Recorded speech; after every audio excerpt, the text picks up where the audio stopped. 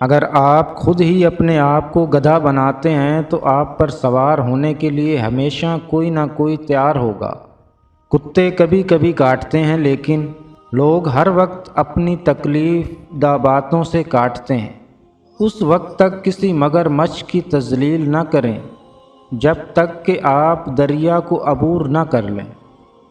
غصہ کرنا دوسروں کی غلطیوں کی سزا خود کو دینا ہے۔ اگر آپ واقعہ اپنے آپ سے پیار کرتے ہیں تو آپ کبھی دوسروں کو تکلیف نہیں دے سکتے۔ اپنا موازنہ دوسروں سے نہ کریں۔ اگر آپ ایسا کرتے ہیں تو آپ اپنی توہین کر رہے ہیں کہ آپ ہمیشہ ہی ایسے بے وقوف ہیں، یا آج آپ کوئی خاص کوشش کر رہے ہیں۔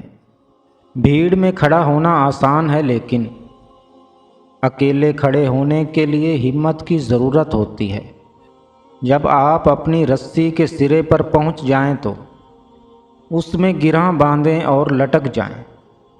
دنیا کی بہترین اور خوبصورت چیزیں نہ دیکھی جا سکتی ہیں اور نہ ہی چھوئی جا سکتی ہیں، انہیں دل سے محسوس کرنا چاہیے۔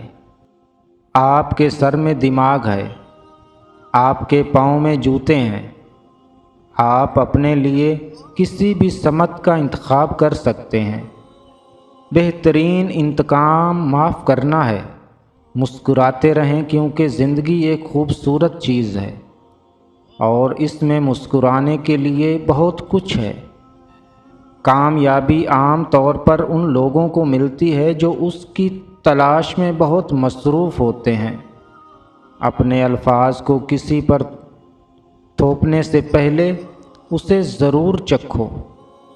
کامیاب لوگ وہ کرتے ہیں جو لوگ کرنے کو تیار نہیں ہوتے۔ میں اکیلا دنیا کو نہیں بدل سکتا لیکن میں پانی کے پار پتھر پھینک سکتا ہوں تاکہ بہت سی لہریں پیدا ہو سکیں۔ کچھ بھی ناممکن نہیں ہے۔ لفظ خود کہتا ہے میں ممکن ہوں۔ یقین کریں کہ آپ کر سکتے ہیں اور آپ آدھا تو کر چکے ہیں۔